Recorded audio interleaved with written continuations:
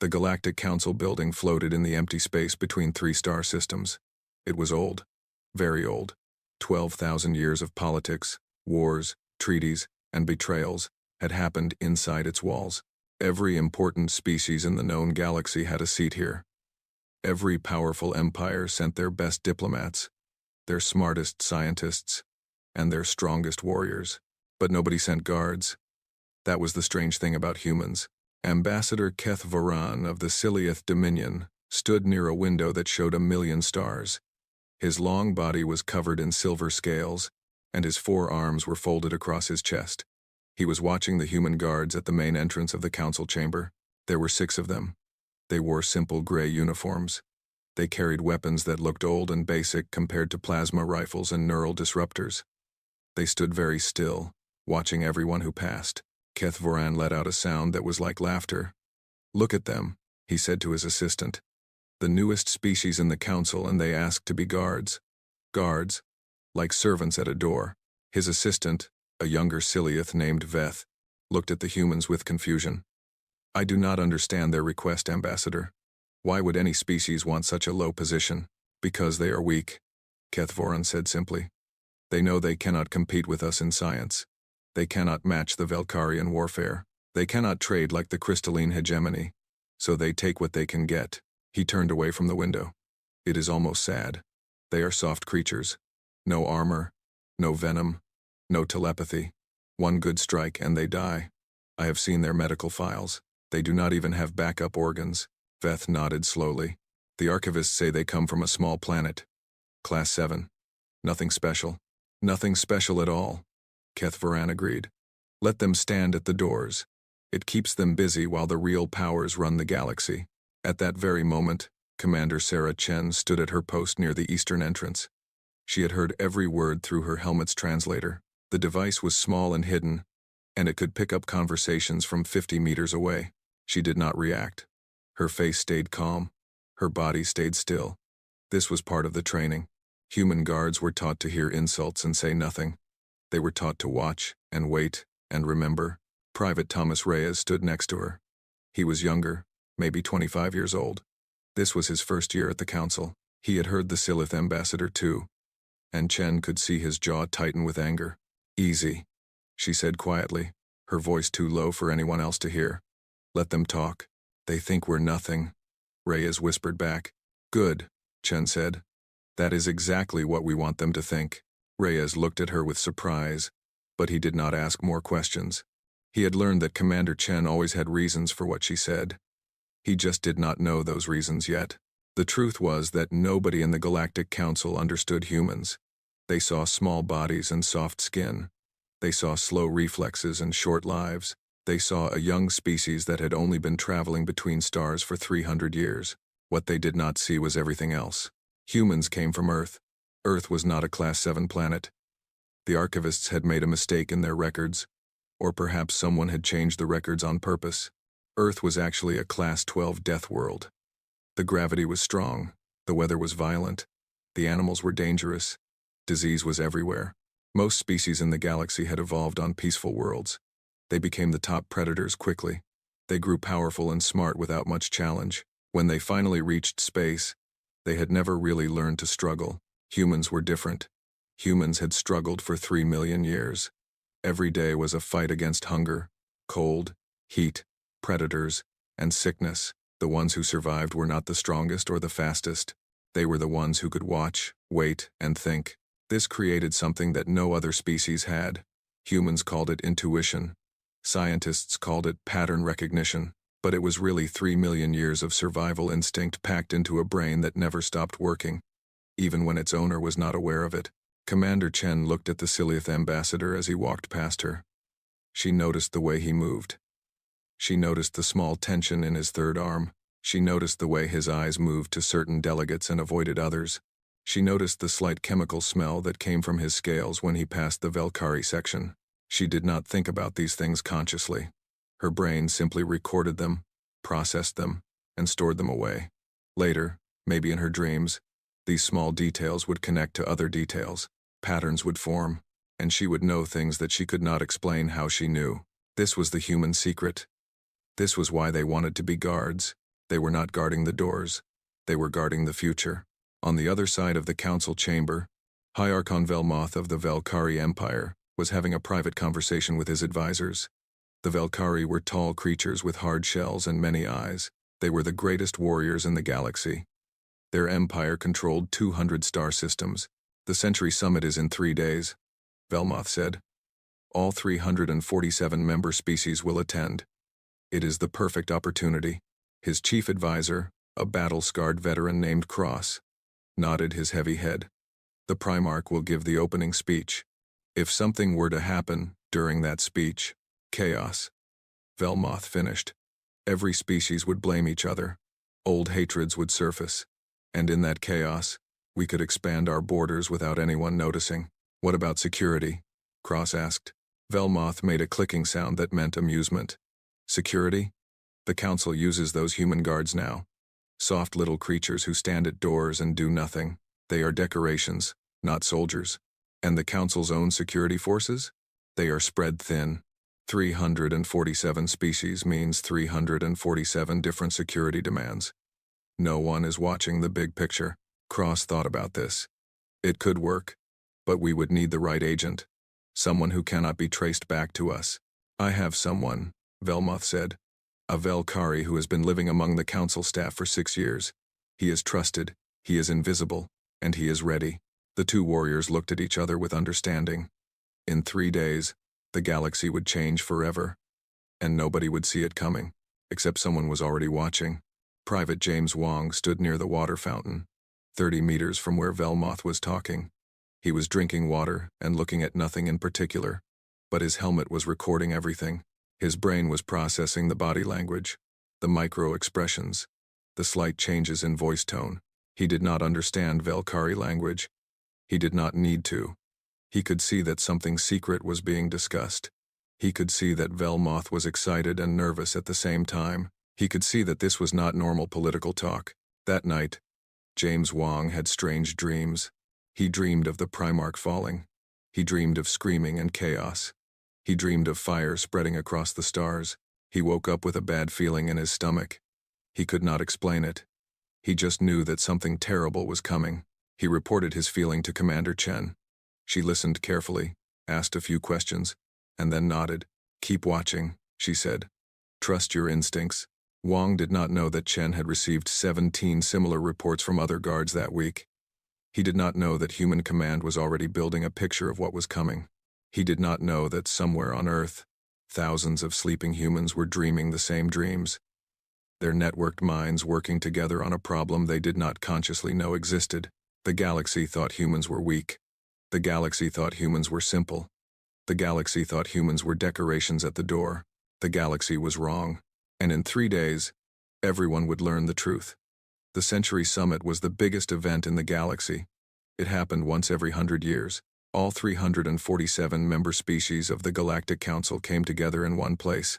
Leaders, diplomats, scientists, warriors, and traders filled the Great Hall until there was no space left. Commander Sarah Chen stood at her post near the main stage. The Great Hall was enormous. It could hold 50,000 beings at once. Today, it was almost full. The noise of hundreds of different languages mixed together into a constant hum. Chen's eyes moved slowly across the crowd. She was not looking for anything specific. She was just watching, noticing, recording. Private Thomas Reyes stood 15 meters to her left. Private Wong was near the back exit. 12 other human guards were positioned around the hall. They looked small and unimportant compared to the giant Velkari warriors and the gleaming crystalline delegates. Nobody paid attention to them. That was exactly how Chen wanted it. The Primarch of the Velkari walked onto the stage.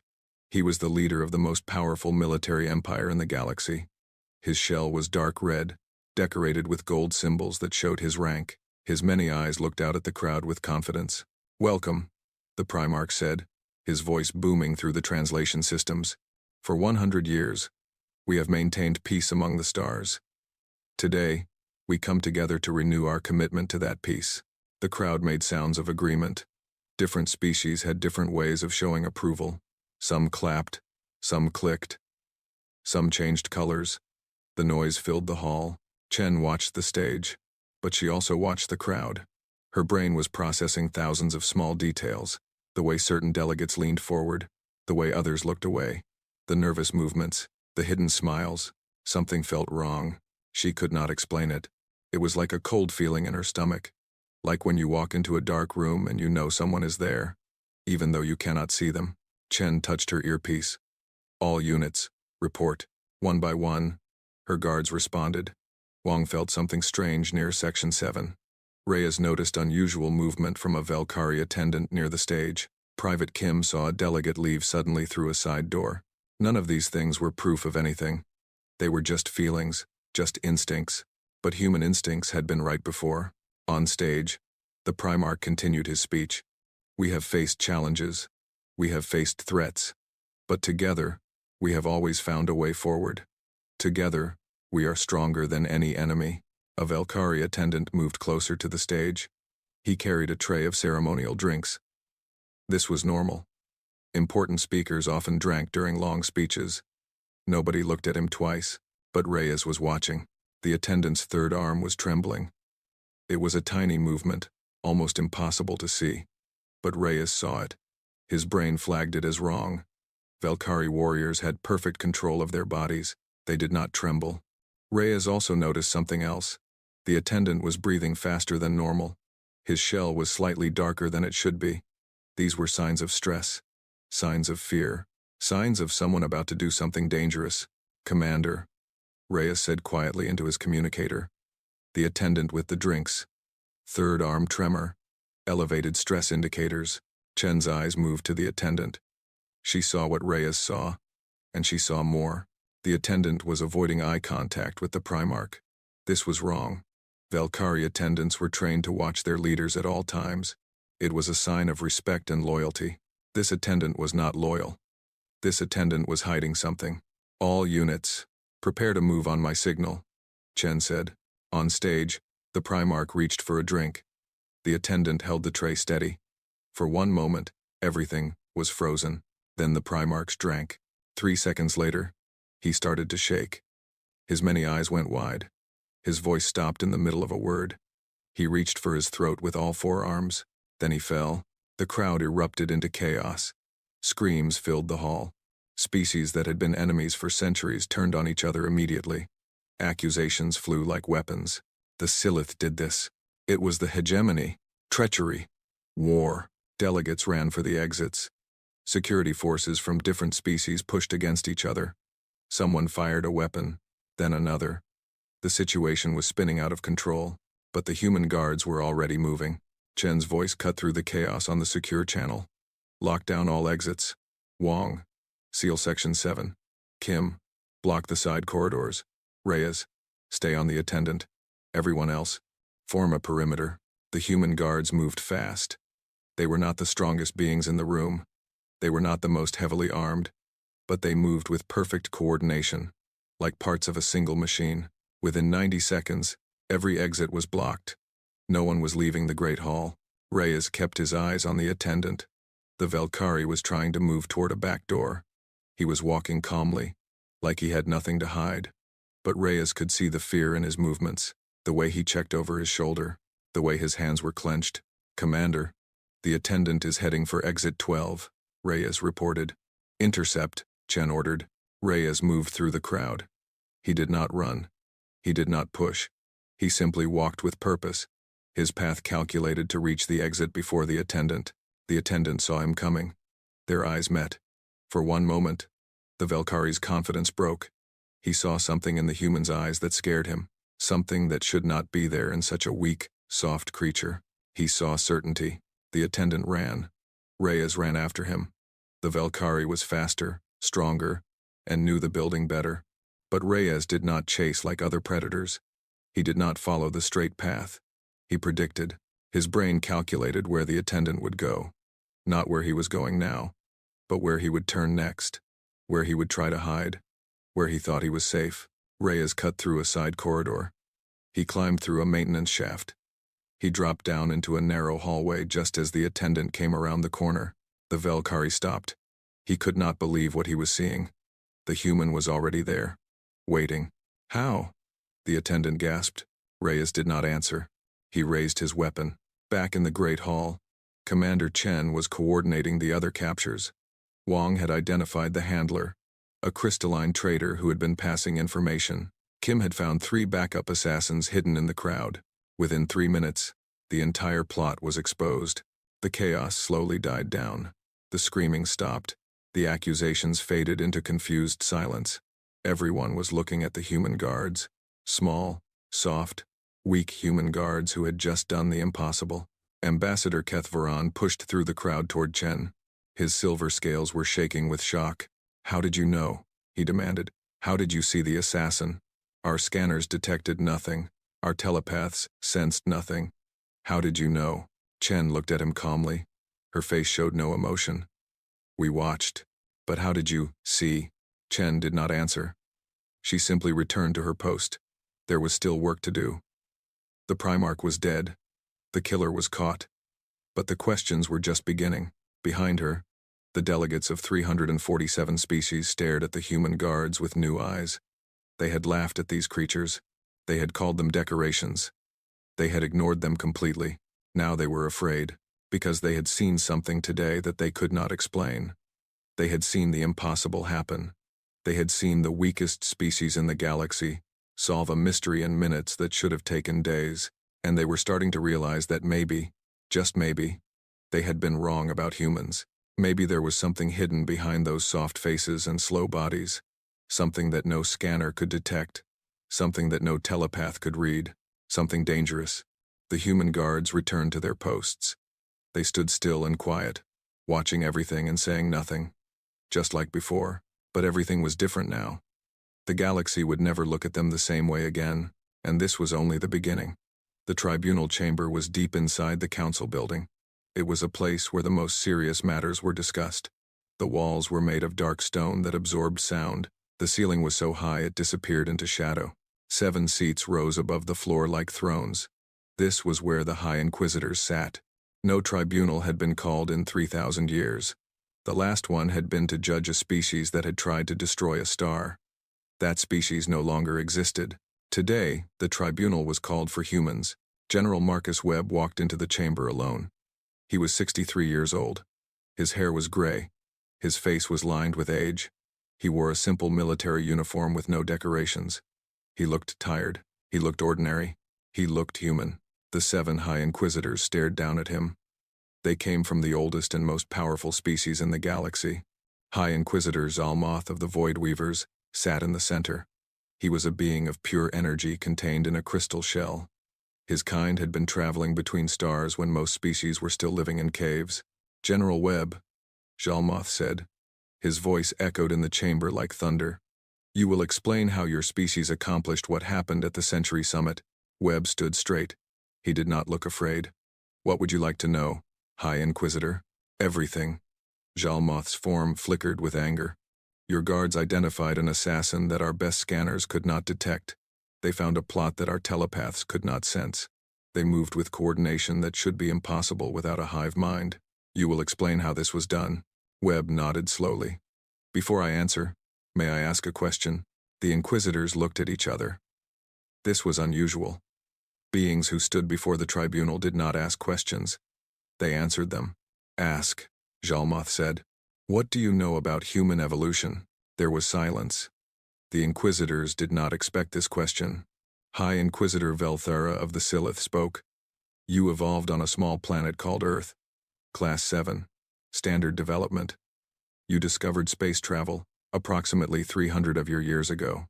You are one of the youngest species in the Council." Webb smiled slightly. "Your information is wrong." The chamber grew colder.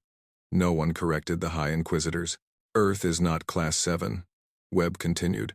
"It is Class 12, a death world. The classification was changed in our records because we asked for it to be changed. We did not want anyone to know the truth." Zalmoth leaned forward. "Explain. Every species in this council evolved to be the best on their world. You became apex predators, top of the food chain. You grew strong and smart because you had to beat the competition. Then you reached space and found others like yourself.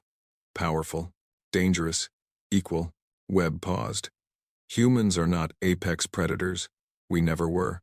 On Earth, everything was trying to kill us. The weather could kill us. The animals could kill us. The water could kill us. Even the plants could kill us. We did not win because we were stronger. We won because we refused to die. This does not explain your abilities, Jalmoth said. It explains everything, Webb replied. You see, High Inquisitor, when a species is always in danger, it develops certain skills. Not strength, not speed, something else. Something that helped us survive when everything was against us. He tapped the side of his head. We call it intuition. But that word is too simple. What it really is 3 million years of survival instinct packed into our brains. Our minds never stop watching, never stop analyzing, never stop looking for threats. Webb started to walk slowly around the chamber. The Inquisitors watched him with growing unease. When Private Reyes looked at that assassin, he did not consciously see the trembling arm. He did not consciously notice the stress signals. His brain saw these things and processed them without his awareness. His conscious mind only received the result. A feeling, a warning. Something is wrong. Impossible. High Inquisitor Krath of the Velkari said. No brain can process information without conscious awareness. Your brains cannot, Webb agreed. You evolved as apex predators. You never needed to detect hidden threats. You were the threat. But humans spent millions of years being hunted. The ones who could not sense danger died. The ones who could sense it lived and had children. Over time, this became part of our basic nature. Webb stopped walking and faced the Inquisitors directly. We see things you cannot see. Not because our eyes are better. Because our brains are wired differently. We read body language, micro-expressions, and subtle changes in behavior that you do not even know exist. We can tell when someone is lying. We can sense when someone is dangerous. We can feel when something bad is about to happen. This is the ability you have hidden? Jalmoth asked. This is part of it, Webb said. But this is not what makes us truly dangerous. This is just biology. Evolution. Any species could develop this if they lived on a death world long enough. The chamber fell silent. The Inquisitors looked at each other with something like fear. There is more? Belthara asked quietly. There is more, Webb confirmed. But first I must ask you another question. Do you know why humans sleep? The question seemed strange. Random. The Inquisitors did not understand. All species rest, Krath said. It is necessary for biological maintenance. Yes, but humans do not just rest. We dream. Do you know what dreams are? We have read about them, Jalmoth said. Random neural activity during unconsciousness. Meaningless. Webb smiled again. This time, the smile was not friendly. That is what we told the galaxy. That is what we wanted you to believe. But dreams are not random. Dreams are not meaningless. He walked closer to the Inquisitors. His voice dropped lower. When humans sleep, our brains run simulations. Millions of them. Every night. Our unconscious minds take all the information we gathered during the day and process it. They look for patterns. They predict outcomes. They solve problems that our conscious minds cannot solve. You are saying your brains work while you sleep? Jalmoth asked. I am saying our brains never stop working, Webb replied. And I am saying we learn to use this. We learn to connect our sleeping minds together. We learn to share our dreams. The temperature in the chamber seemed to drop. Every human guard in this council is part of a network. Every night, when they sleep, their dreams are connected. 12,000 human minds working together on problems they do not consciously know exist. They process every conversation, every meeting, every suspicious movement they witness during the day. They share information. They find patterns. They predict the future. Jalmoth's crystal shell flickered rapidly. This is not possible. It is not only possible, Webb said. It has been operational for 200 years. We did not just find that assassin at the summit. We knew about the plot 3 weeks before it happened. We knew who was involved. We knew the backup plans. We knew everything. The chamber was completely silent now. The High Inquisitors, the most powerful beings in the galaxy, were staring at this old human with something that looked like terror. And that is still not the secret that could end civilizations, Webb said quietly. That secret, I will tell you next. But I warn you, High Inquisitors, once you know, you cannot unknow. And it will change how you see humans forever. He waited. The silence stretched on. Finally, Jalmoth spoke. His voice was different now, smaller, Tell us. Webb nodded. Very well.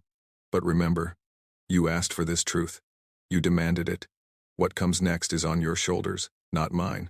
And then he told them everything. General Webb stood in the center of the tribunal chamber. The 7 high inquisitors looked down at him from their raised seats. The air felt heavy. Every being in the room understood that something important was about to happen. You asked what could end civilizations. Webb said, I will show you. He reached into his pocket and pulled out a small device. A holographic display appeared in the air above him. It showed a map of the galaxy. Thousands of tiny lights marked the positions of different species and their territories. This is the galaxy as you know it, Webb said. 347 member species, 12 major empires, countless smaller nations, all held together by the Galactic Council, all at peace, more or less. He pressed a button. The display changed. Now it showed lines connecting different points. Red lines. Hundreds of them. This is what lies beneath the surface. The Inquisitors leaned forward. The red lines showed something disturbing. They showed connections between species that should not be connected. Secret alliances. Hidden conflicts. Plans within plans. What are we looking at? Zalmoth asked. These are the threats we have identified in the last 10 years. Webb said. Every red line is a potential disaster. A war that could start. An assassination that could happen. A betrayal that could destroy an alliance. He pointed to a cluster of lines near the Celiath territory. The Celiath Dominion has been secretly expanding into the neutral rim for the past 15 years. They have established hidden colonies on 17 worlds. When they reveal this expansion, it will break 3 different treaties and start a conflict with the Velkari Empire. High Inquisitor Velthara of the Celiath made a sharp sound. How do you know this? Webb ignored the question. He pointed to another area. The crystalline hegemony has been developing a weapon capable of destroying stars. They call it Project Sunfall. It is 70% complete. When it is finished, they will have the power to eliminate any species they choose. The crystalline representative on the council flickered with shock. This information is classified at the highest level.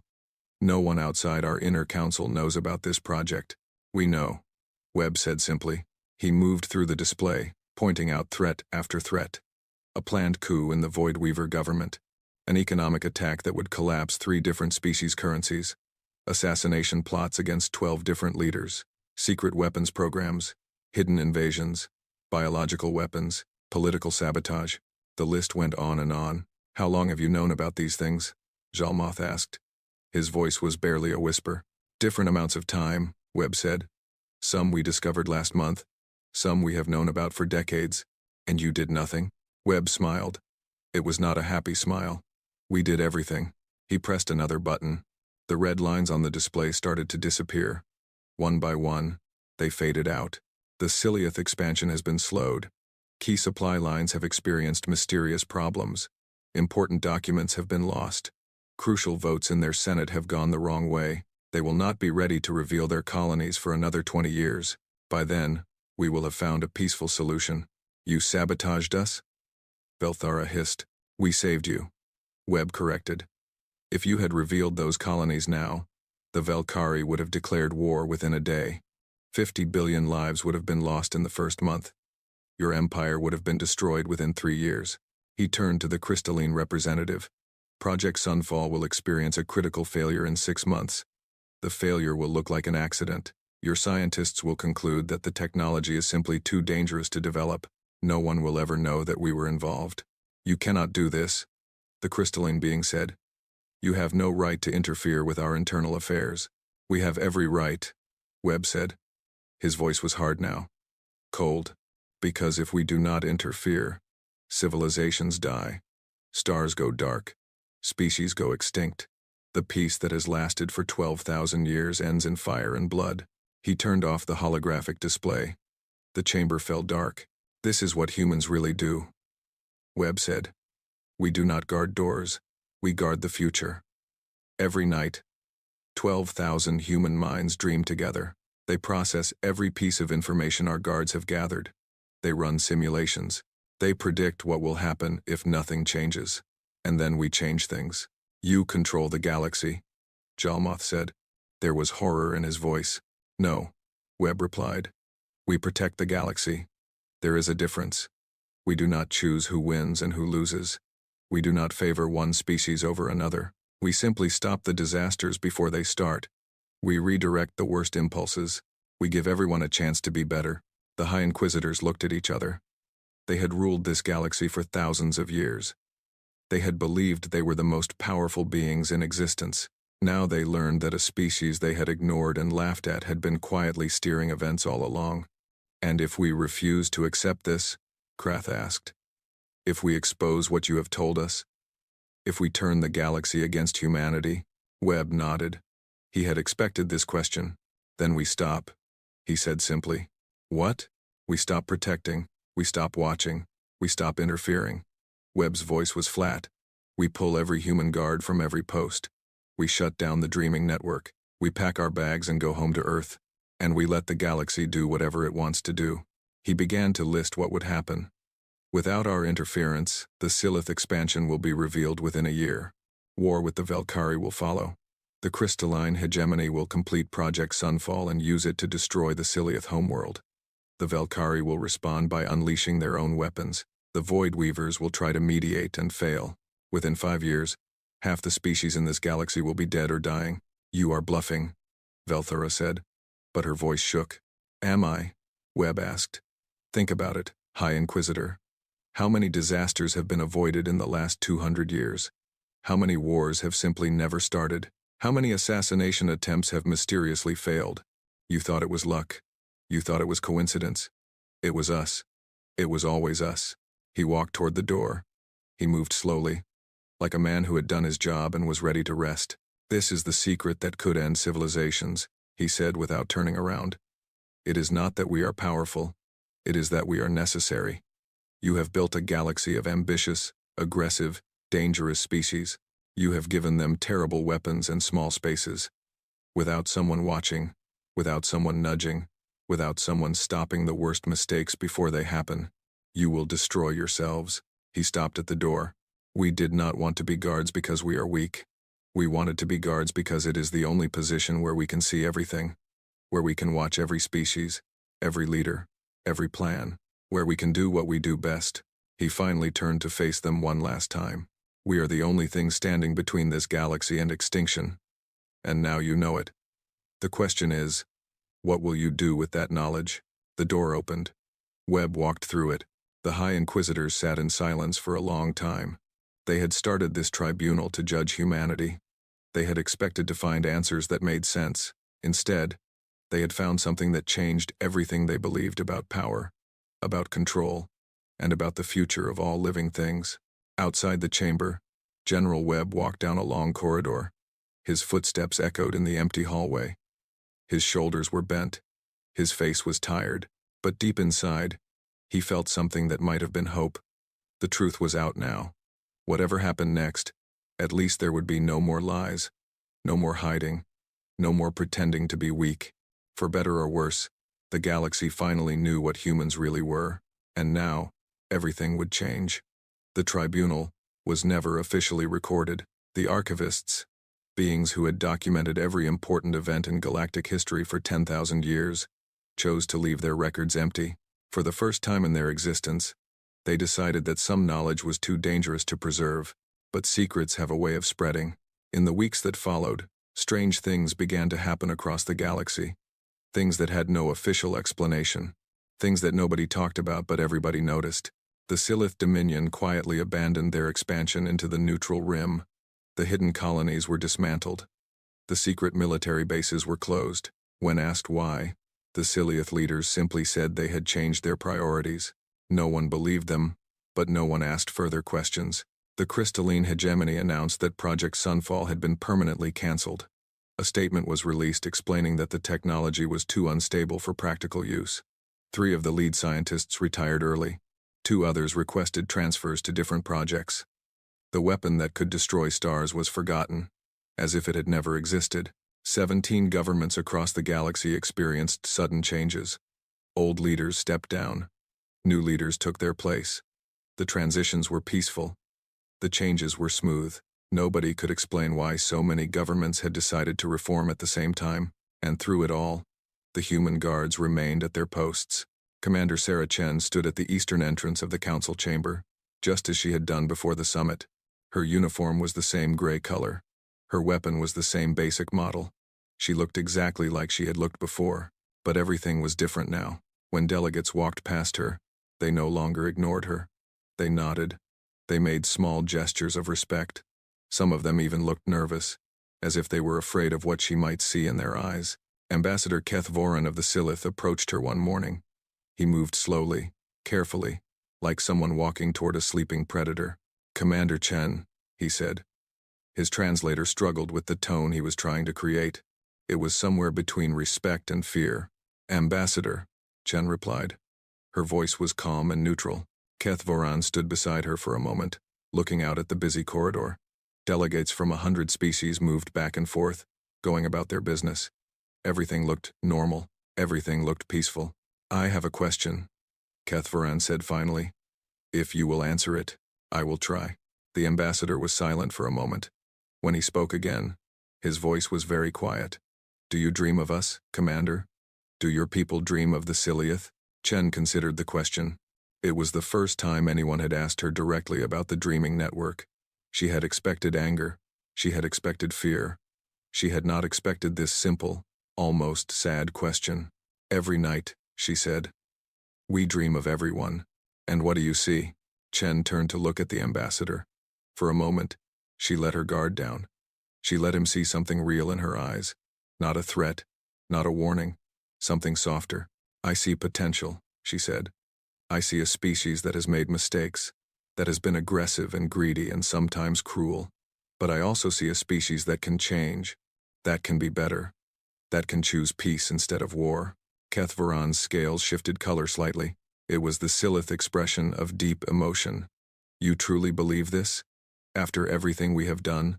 After we laughed at your kind and called you weak? We have been watching you for a long time, Ambassador.